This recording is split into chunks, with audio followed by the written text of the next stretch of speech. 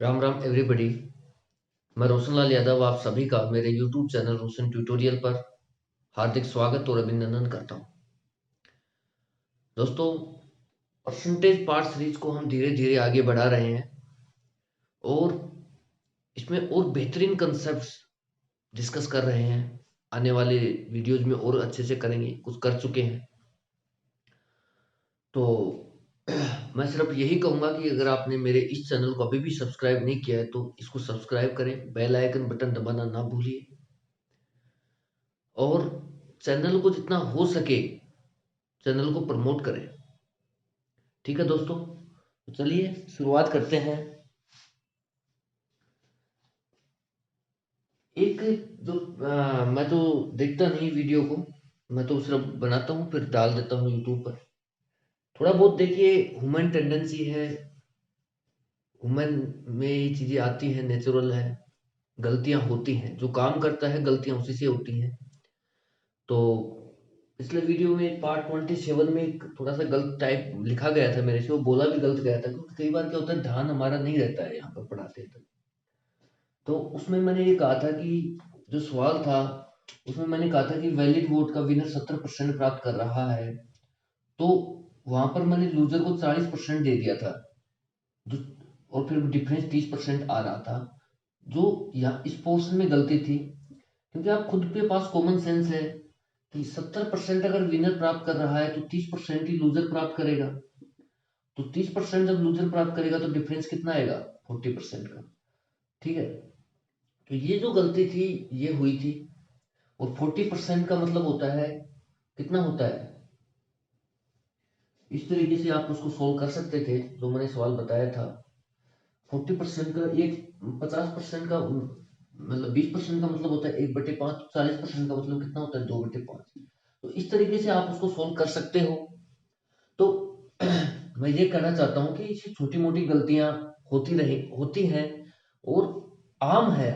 अगर आप काम करोगे तो गलतियां होंगी आपसे, तो इन चीजों को आप इग्नोर कीजिए। ठीक है, अगर आपको कहीं कोई गलती पकड़ में आती है तो मुझे जरूर बताइए कमेंट करके, ताकि मैं उसको अगले वीडियो में इम्प्रूव कर दूं। तो चलिए दोस्तों, बिना समय गवाए शुरू करते हैं। आज जो हम कंसेप्ट डिस्कस करने वाले हैं, वोटिंग वाले क्वेश्चंस लगभग हमने कर लिए, सारे के सारे हो गए हैं। बहुत अच्छे से हमने कंसेप्चुअली चीजों को देखा है और देखते रहेंगे।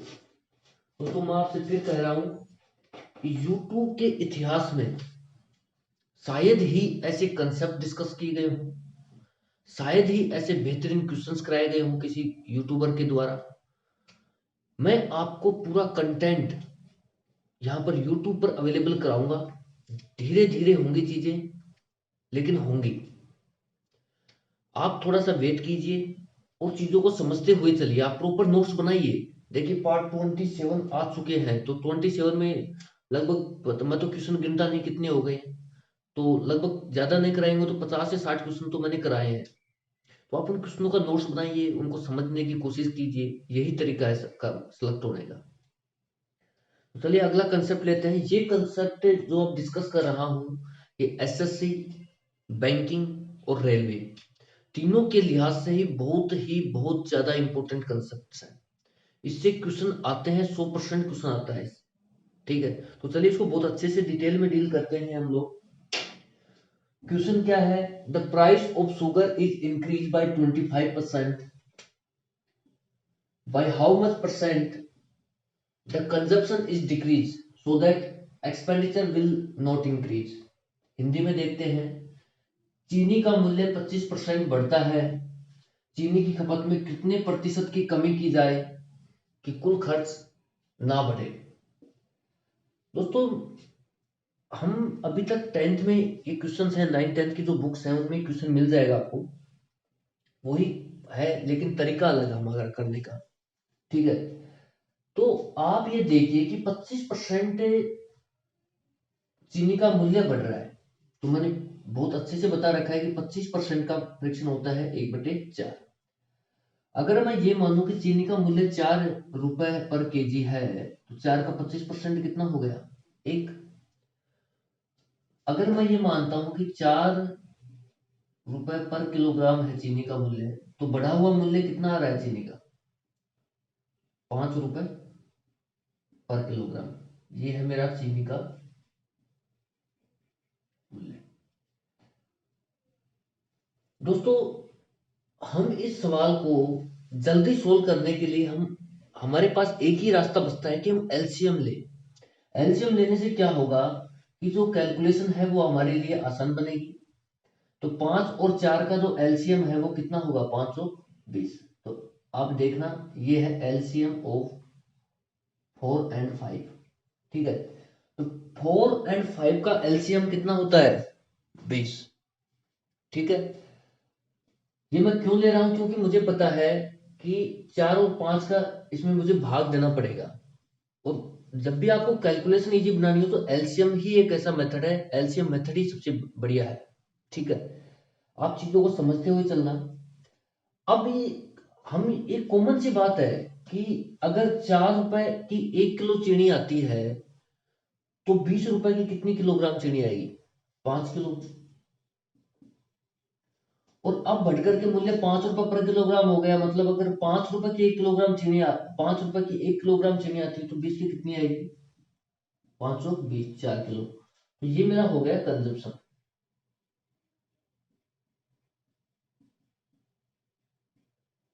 ठीक है, ठीक है दोस्तों, ये मेरा हो गया कंजप्शन, यानी कि पहले 5 किलोग्राम खा रहा था, अब वो घटा करके 4 किलोग्राम कर दिया। क्यों? क्योंकि सवाल कह रहा है कि उसका जो एक्सपेंडिचर है ना, खर्चा, वो नहीं बढ़ना चाहिए। सवाल ने साफ साफ कहा है कि खर्चा नहीं बढ़े। अब आप खुद सोचिए कि कोई चीज है, आप उसको खा रहे हैं, आप बिस्किट ही मान लीजिए या कुछ भी मान लीजिए, आप जैसे सब्जी मान लीजिए, दूध मान लीजिए। जैसे दूध आप 20 रुपए लीटर ला रहे हैं, ठीक है, 20 रुपए लीटर आप रोज का आपने डिसाइड कर रखा है कि मैं 100 रुपए का दूध खाऊंगा।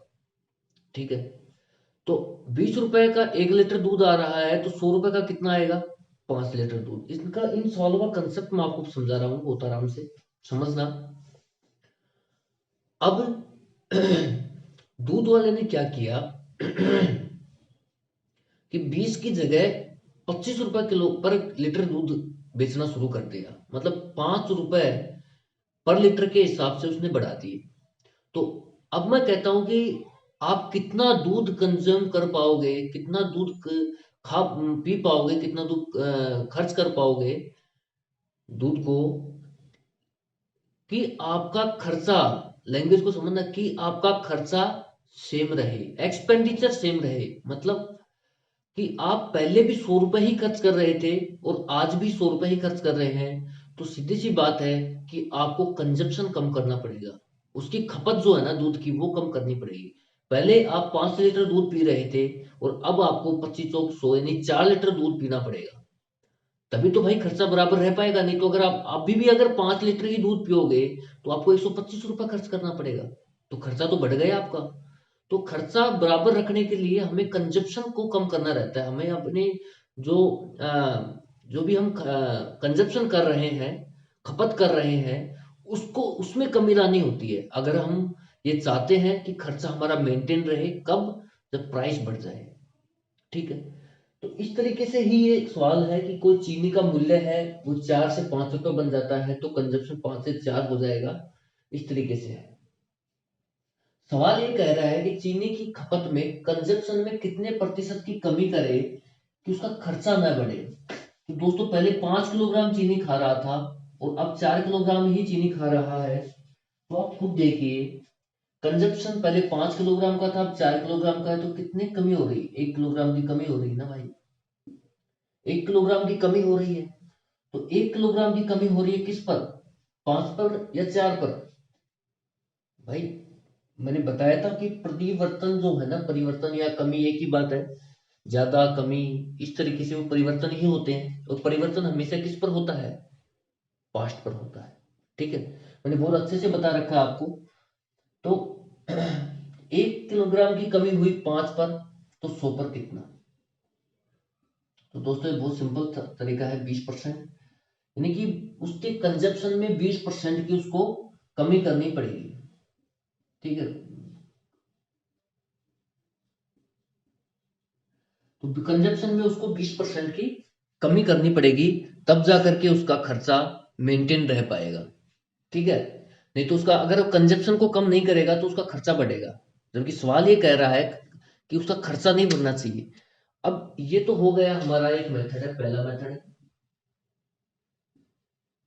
ये तो मैंने आपको एलसीएम मेथड से बताया है कि आप इस तरीके से भी सोच सकते हैं। अब मैं आपको इस सवाल का एक लाइन में हम कैसे आंसर निकालें इस टाइप के सवालों का, वो बताता हूं।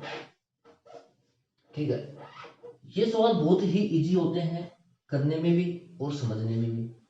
ठीक है, अब इसका सेकंड मेथड देखते हैं जो विद इन लाइन आंसर आएगा। आप ये सोचिए कि यार चीनी का मूल्य 25% बढ़ रहा है, तो चीनी की खपत में वो कह रहे हैं खर्चा नहीं बढ़ना चाहिए, मेरा मूल्य तो बढ़ गया, खर्चा नहीं बढ़े, तो कंजप्शन में कमी करनी पड़ेगी उसको। तो मान लो कि कोई परिवार पहले 100 रुपए खर्च कर रहा था चीनी पर, तो चीनी का मूल्य 25% बढ़ गया। भाई ये क्या है, मेरा एक्सपेंडिचर है, खर्चा है, एक्सपेंडिचर। हम ये मान रहे हैं कि पहले 100 रुपए खर्च कर रहा था परिवार, अब चीनी का मूल्य 25% बढ़ गया, तो भाई खर्चा भी उसका 25% बढ़ जाएगा। ठीक है, तो एक्सपेंडिचर उसका कितना हो गया, इसका 25% बढ़ गया, तो 100 का 25% कितना हो गया, 25, तो 100 प्लस 25 कितना हो गया, 125। यानी कि पहले एक्सपेंडिचर जो था मेरा, पहले जो खर्चा था वो कितना था, 100, और अब खर्चा कितना हो गया, 125।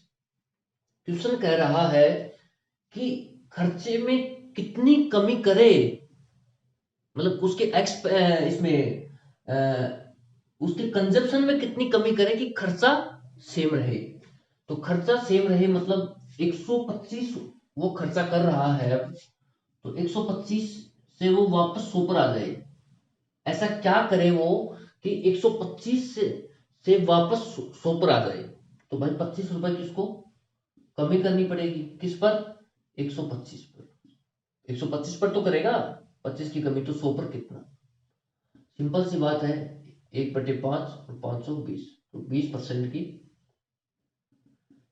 कमी करनी पड़ेगी उसके इसमें कंजप्शन में। ठीक है, तो इस तरीके से हम सोचें। तो ये क्या हो गया, क्या चल रहा है।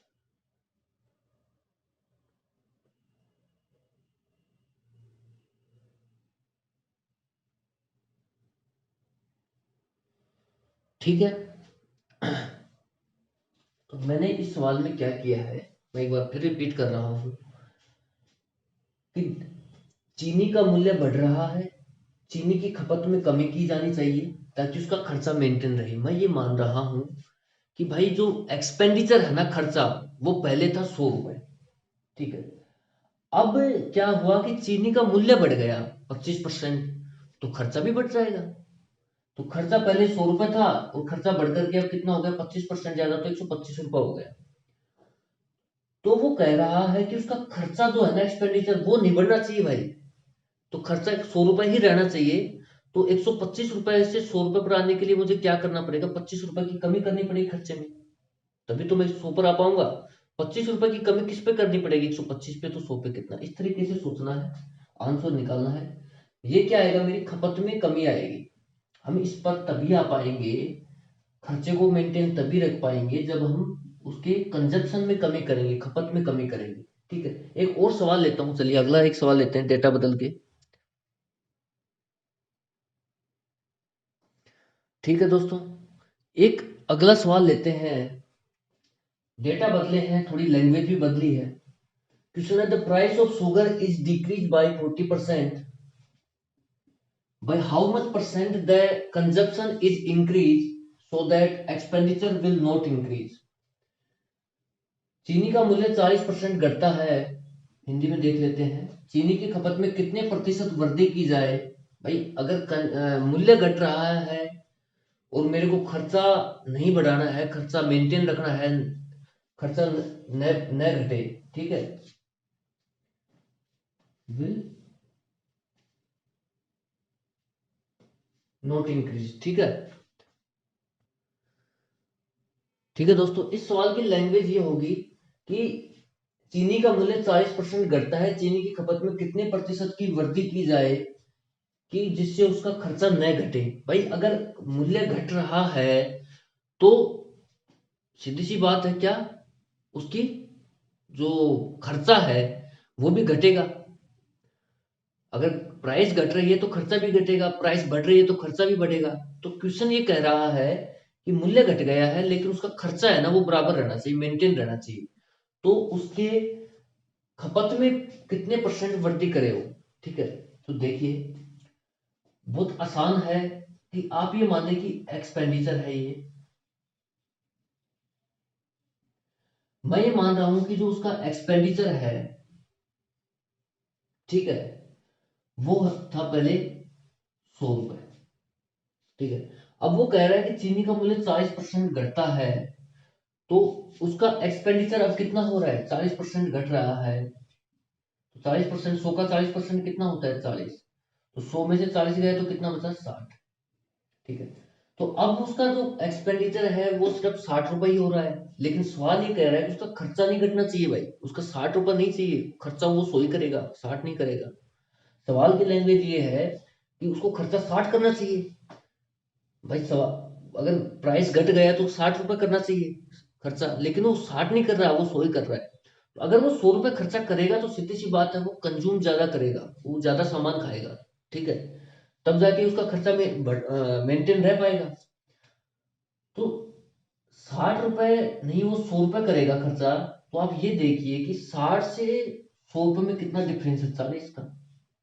यानी कि 40 रुपए वो खर्चा बढ़ाए, मतलब ये क्या है, मेरा कंजप्शन है। 40 का कंजप्शन ज्यादा करे किस पर, 60 पर, तो 100 पर कितना। इस तरीके से मैं इसको निकाल रहा हूँ 2/3, और 2/3 जो फ्रिक्शन है उसका परसेंटेज होता है 66 सही 2/3%। तो 66 सही 2/3% उसकी खपत में वृद्धि करनी पड़ेगी। ठीक है, ये क्या है खपत में वृद्धि। तो ये मेरे सवाल का आंसर हो गया। तो इस लैंग्वेज में मेरे हिसाब से कोई दिक्कत होनी नहीं चाहिए आपको। ठीक है, सवाल को ये देखिए कि सवाल कहना क्या चाह रहा है। वो कह रहा है कि अगर चीनी का मूल्य घट रहा है, दो ही बातें हैं इसमें, मूल्य घट रहा है, खर्चा बैलेंस रखना चाह रहा है। ठीक है, तो ज्यादा सामान उसको खाना पड़ेगा, मतलब उसको जो कंजप्शन है, खपत है, उसको बढ़ानी पड़ेगी। मूल्य बढ़ रहा है लेकिन खर्चा मेंटेन रख रहा है वो पर्सन, तो सीधी सी बात है कि उसको जो कंजप्शन है, उसकी जो खपत है, उसके में उसको कमी करनी पड़ेगी। ये दो ही बातें हैं, इसके अलावा कोई तीसरी बात है ही नहीं। तो आप सिंपल से सोच सकते हैं कि जो उसका एक्सपेंडिचर है, जो उसका खर्चा है, वो 100 रुपए करता है, लेकिन मूल्य घट जाने की वजह से 40% घट गया, तो उसका खर्चा भी 40% घट गया, 60 रुपए कर रहा है। लेकिन वो कह रहा है कि इस खर्चा मैं 100 ही करूंगा, तो 100 करने के लिए उसको 40 ज्यादा करना पड़ेगा, किस पर, 60 पर, तो 100 पे कितना। इस तरीके से आप सोचिए, सवालों को कीजिए, धीरे धीरे लैंग्वेज पकड़ में आएगी। चलिए अगला क्वेश्चन लेते हैं।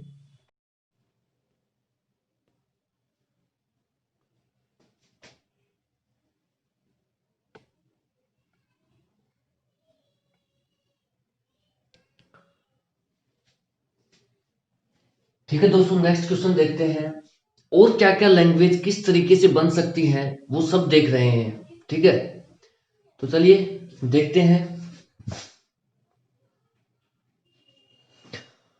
ठीक है, अब देखते हैं कि और क्या क्या लैंग्वेज क्वेश्चन बना सकता है एग्जामिनर, किस तरीके से और अप्रोच डाल सकता है क्वेश्चंस की लैंग्वेज में, वो सब देख रहे हैं। ठीक है, अगला क्वेश्चन लेते हैं।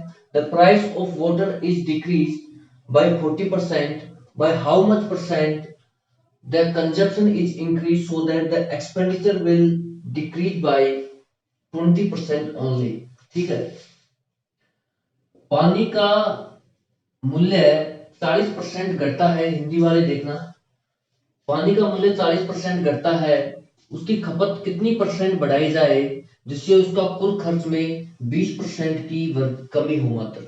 ठीक है, तो दोस्तों आप ये सोचिए कि मान लो कि मैं बहुत जैसे आपको बता रहा हूं ना, उसी के साथ साथ ही देखना, सवाल सोल्व कर दूंगा।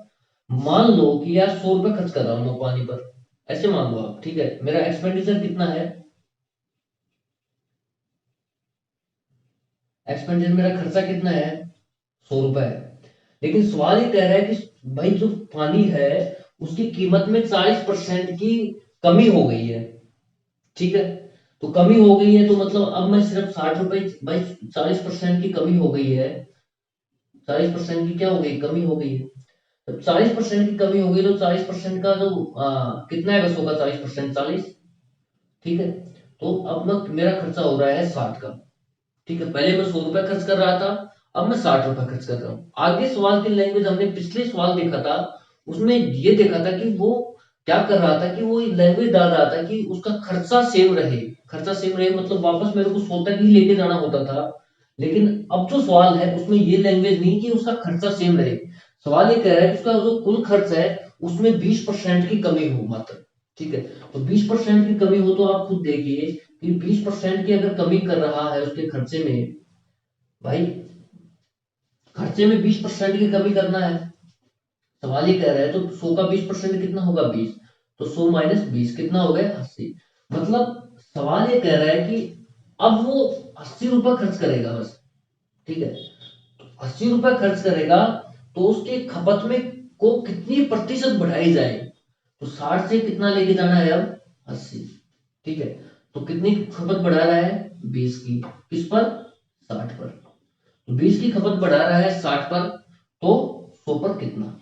तो आप इस तरीके से सोल्व कर सकते हैं, 1/3 और 1/3 की परसेंटेज होती है 33, सही 1/3% उसको बढ़ानी पड़ेगी खपत को, ठीक है। इस तरीके से आप सवालों को कीजिए, कुछ भी नहीं है यार। आप ये मानिए कि एक्सपेंडिचर 100 है, अब वो खर्च कम कर रहा है, खपत कम हो रही है, मतलब उसका एक्सपेंडिचर खर्चा अगर खपत कम, देखिए आप मूल्य 40% घट रहा है तो खर्चा भी घट रहा है, 40% 60 पर आ गया। अब वो अगर ऐसे कहता है कि खर्चा सेम रहे तो 100 पर टिका दो, वो कहे कि 20% घटा दो, 20% कम कर रहा है खर्च तो 80 तक ले आओ उसको। वो कह रहा है कि 10% कम कर रहा है तो 90 तक ले जाओ, 10% घटा दो। अब आप ये देखो कि इससे यहां तक कैसे पहुंचा जाए, बस इतना ही तो देखना है और करना क्या है। बातों बातों के सवाल हैं, कुछ है नहीं इनमें ज्यादा। चलिए अगला क्वेश्चन देख, ठीक है दोस्तों, नेक्स्ट क्वेश्चन देखते हैं। और क्या क्या लैंग्वेज इस टाइप के क्वेश्चंस में, कंजप्शन एक्सपेंडिचर बेस्ड क्वेश्चंस में बन सकती है। क्वेश्चन है that price of water is increase by 40%, by how much percent the consumption is decrease, so as the expenditure will increase by 20% only when he originally consumes 210 litre of water. Hindi में देखते हैं, पानी का मूल्य 40% बढ़ रहा है, उसकी खपत कितनी परसेंट, अब मूल्य बढ़ रहा है तो खपत में कमी करनी पड़ेगी, खपत में कमी कर रहा है तो खपत में कितनी परसेंट कमी की जाए जिससे कुल खर्च में सिर्फ 20% की वृद्धि हो। देखिए लैंग्वेज बना रहा है, कभी ज्यादा कर रहा है कभी कम कर रहा है, ठीक है। आप एक दो बार वीडियो को देखना, आपकी बेहतरीन समझ में आएगी कंसेप्ट, वृद्धि हो। वो कह रहा है कि खपत में कितने परसेंट की कमी की जाए कि उसकी जो खर्चा है ना, उसका एक्सपेंडिचर है, कुल खर्च वो 20% ही बढ़े। 40%, भाई वैसे तो 40% बढ़ना चाहिए उसका एक्सपेंडिचर, लेकिन एक्सपेंडिचर सिर्फ 20% ही बढ़े, 40% न बढ़ करके। इस तरीके से लैंग्वेज बना रहा है। भाई 100 रुपए खर्च कर रहा था, आप ये मानिए 140 रुपए खर्च होने लग गए उसके मूल्य बढ़ने से। अब सवाल ये कह रहा है कि 140 नहीं कर रहा, वो 120 रुपए खर्च कर रहा है, 20% मतलब 120 रुपए खर्च कर रहा है, ठीक है। इस तरीके से लैंग्वेज बना रखी है उसने। यदि उसकी वास्तविक खपत है 210 लीटर, ठीक है। तो दोस्तों बहुत आसान सा सवाल है, बहुत ही इसको प्यार से खत्म करेंगे। आप ये देखिए कि आप सीधा ये लिखा करें कि एक्सपेंडिचर कितना है। ये मान लो कि उसका एक्सपेंडिचर है, ठीक है। एक्सपेंडिचर बोले तो खर्चा, खर्चा। मैं सीधा सीधा ये मान रहा हूं कि यार उसका एक्सपेंडिचर है पहले 100 रुपए था, अब वो 40% बढ़ गया, उसका मूल्य बढ़ गया तो खर्चा भी बढ़ गया। भाई 40 रुपए बढ़ गया तो 140 हो गया खर्चा। कह रहे खपत में कितनी कमी की जाए ये बाद में देखेंगे जिससे उसका कुल खर्च में 20% की वृद्धि हो। वो कह रहा है कि 140 रुपए खर्च नहीं कर रहा, वो सिर्फ 20% ही ज्यादा खर्च कर रहा है। मतलब 100 का 20% कितना होगा, 20, तो 120। इसका देखिए 20%, ये है अपना 40%। मतलब वो 140 रुपए खर्च नहीं कर रहा, वो 120 रुपए ही खर्च कर रहा है। ठीक है, तो अब उसकी जो खपत है उसमें कमी करनी पड़ेगी। तो खपत में कितनी कमी करें भाई, खपत में जितनी कमी करेंगे हमारे खर्चे में भी उसी हिसाब से कमी आएगी। खपत में जितनी वृद्धि करेंगे हमारे खर्चे में भी उसी हिसाब से बढ़ोतरी होती है। अब सीधी सी कंसेप्ट है यार, अब 5 पेन लोगे तो जैसे एक पेन 5 रुपए का है तो 25 रुपए खर्चा हो गया। अगर आप 6 पेन लोगे और एक पेन 5 रुपए का है, आर्टिकल आपने बढ़ा दिए हैं, तो आपको 30 रुपए खर्चा करना पड़ेगा। अब इसमें कौन सी ज्यादा दिमाग लगाने वाली बात है, कोई रॉकेट साइंस तो है नहीं है। तो कमी कितनी कर रहा है, 140 से 120 पर आ रहा है, तो 20 की कमी कर रहा है किस पर, 140 पर।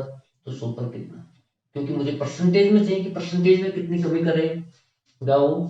तो ये हो गए 7, तो 1/7 आ गया है। ठीक है, अब 1/7 की वो 1/7 आ गया मतलब। अब आप ये देखिए दोस्तों, अगर आप इसको परसेंटेज में कन्वर्ट करेंगे तो 1/7 का जो परसेंटेज होगा वो होता है 14 सही 2/7%।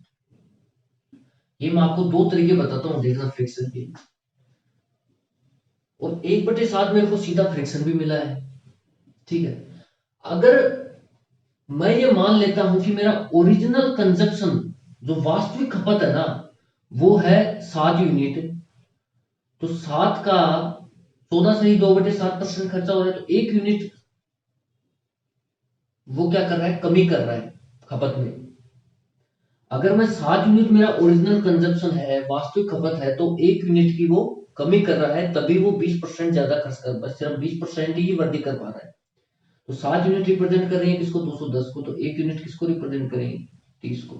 तो 30 लीटर की उसको कमी करनी पड़ेगी। तो कितने उसकी खपत में कितने प्रतिशत कमी की जाए जिससे उसका कुल खर्च मतलब उसकी वास्तविक खपत 210 लीटर हो। तो मेरे को यहाँ पर कितनी कमी करनी पड़ेगी, 30 लीटर की। अब आप इसमें आगे देखिए। ठीक है, अब आप ये देखिए कि उसकी खपत में कितने प्रतिशत कमी कर रहा है, तो हमारा आंसर तो यही आ गया ना कि खपत में 14 सही 1/7 आ गया, 1/7 की परसेंटेज कितना हो, 14 सही 2/7% की कमी कर रहा है खपत में। तो ये हमारा क्या होगा, सवाल का आंसर होगा। दोस्तों मैं इसे आगे आपको बताने लग रहा था कि अगर लैंग्वेज ये आए कि उसका खपत में जो कितने लीटर में कमी करे। ठीक है, ये क्वेश्चन भी आ सकता है कि उसकी खपत में कितने लीटर प्रतिशत न देकर के वो पूछ सकता है कि कितने, एक अलग सवाल हो गया अपने लिए, कितने लीटर कमी की जाए, आगे वही रहेगा, कितने लीटर कमी की जाए, परसेंटेज को हटाकर के इसकी जगह क्या बोल देगा, कितने लीटर कमी की जाए उसकी खपत में जिससे उसका कुल खर्च में 20% की वृद्धि हो। यहां तक तो हम सेम रहेगा। ठीक है, तो 1/7 आ रहा है, तो 1/, हम फिर ये मानेंगे कि 1/7 में 7 यूनिट रिप्रेजेंट कर रही है 210 को, तो 1 यूनिट किसको करेंगे, 30 को। तो 30 लीटर की कमी करनी पड़ेगी उसको। ठीक है, तब जाके उसका खर्चा कितना रहेगा, 20% बढ़ पाएगा। एक तो तरीका ये है फ्रिक्शन का, अगर ये सवाल आता है तो कितने लीटर वाला। दूसरा तरीका आप ये भी कर सकते हैं कि हमारा ओरिजिनल कंजप्शन कितना है, 210 लीटर। ठीक है, तो 210 का वो 14 सही 2/7% की कमी कर रहा है खपत में। तो 14 सही 2/7% आप यहाँ पर लिखेंगे, 14 सही 2/7%। जब आप इसको सोल्व करेंगे तो 210, 14 सही 2/7% की फ्रिक्शन कितनी होती है, 1/7, 7 या 10। इस तरीके से भी आप 30 लीटर निकाल पा रहे होंगे। तो आप दोनों तरीके से ही निकाल सकते हैं, ओरिजिनल कंजप्शन का 14 सही 2/7%। और जिन बच्चों को ये पता है, जिन मेरे साथियों को ये पता है कि 14 सही 2/7% का मतलब तो 1/7 होता है, तो हम ये मान लेंगे कि सीधा यार वो 7 यूनिट खर्च उसका ओरिजिनल कंजप्शन है, तो 1 यूनिट की वो कमी कर रहा है। तो सब 7 यूनिट 210 के बराबर है, तो 1 यूनिट 30 लीटर होगी ना। इस तरीके से हम आगे सवाल करेंगे। तो मैंने इस सवाल में आपको दो क्वेश्चन बताए हैं, दो क्वेश्चन। एक तो ये जो लिख रखा है, दूसरा बस सवाल सेम रहेगा, लैंग्वेज ये हो जाएगी उसकी खपत में कितने लीटर की कमी की जाए, लीटर लग जाएगा। ठीक है, by how much percent the consumption is decrease, इसकी जगह बाय हाउ मच परसेंट नहीं आएगा, बाय ठीक है, वो आ जाएगा कि ओरिजिनल लीटर इन लीटर, ठीक है भाई, हाउ मच परसेंट की जगह हाउ मच लीटर आ जाएगा कि the consumption is decrease by decrease so that expenditure will increase. ठीक है, लीटर में अगर वो पूछ रहा है, वैल्यू ओरिजिनल दे रहा है और वैल्यू ओरिजिनल ही वो पूछ रहा है, तो आपको इस तरीके से डील करना है। इसमें दो क्वेश्चन मैंने आपको बता दिए, ठीक है, एक बार देख लीजिएगा आप।